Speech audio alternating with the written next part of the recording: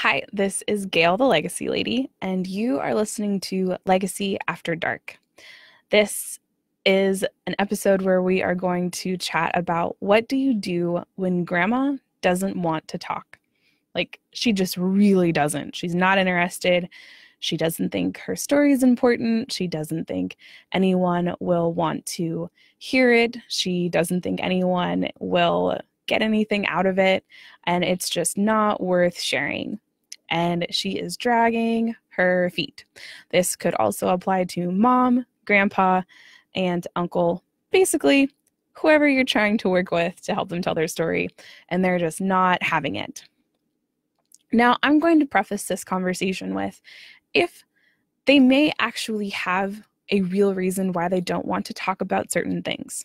So, we absolutely need to respect that and give them their space, allow them their boundaries, and give them an opportunity to say no, thank you. However, if it's one of those situations where she just doesn't think it's worth taking the time, this is where we can have a little bit of fun and get her talking about things that will be maybe at the beginning surface level and maybe not as impactful as you think they could be. But at some point when she's comfortable, she will start talking about deeper things and deeper memories. And you'll be able to see your connection change, and the conversation will hopefully go the way you were hoping to in the beginning.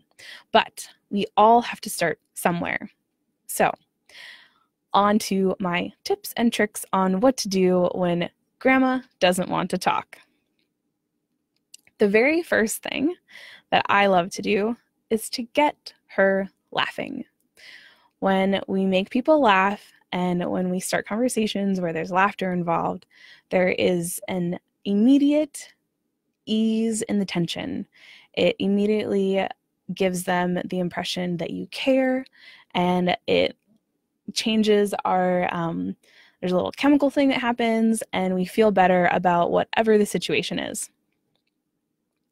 After that, once we've started laughing a little bit, we ease into other questions and examples of questions that we're going to backtrack 1 second. So, examples of questions to get her laughing.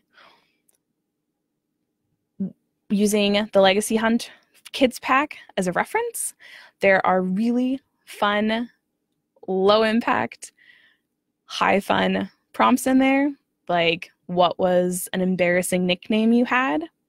Why do you have it? Who gave it to you? And maybe how do you feel about it now? And when was the last time someone called you that? So that's a whole conversation right there. It gets a memory. It gets her laughing about something. And also asking about if she has siblings. Did she ever play practical tricks or practical jokes on her siblings? Did they ever play any on her? Any of those things that potentially could lead to laughter and that we would have happy emotions attached to. So those are ways to get her laughing, to get the conversation going. After you've done that, then we ease into it. Ease into the deeper questions. So we do some surface questions, we do some lighthearted stuff, do some fun follow-up. Maybe if there's a moment you can share a little bit about your story and maybe your embarrassing nickname, because everyone, not everyone, but it's fun to laugh at someone else too. And when you're able to give a little at your expense, that sometimes leads the other person to feel a little more confident about giving more back. So easing into it, we're going to focus on facts of memories and give her an opportunity to do quick fire recall rather than expecting her to give you really deep emotional information right away. So laughter, facts, and then the last part is keeping it simple. Make it simple. You don't need to expect to have an hour-long conversation with her.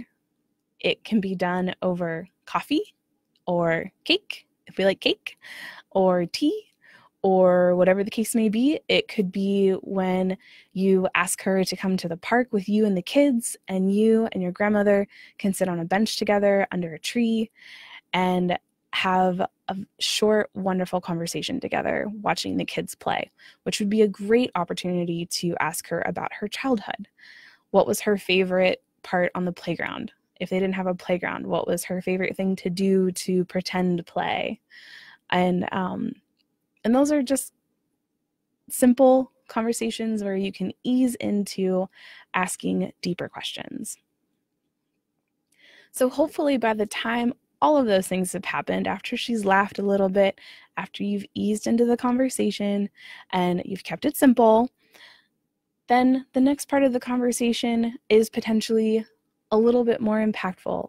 It is a little more emotional. You might be able to ask harder questions.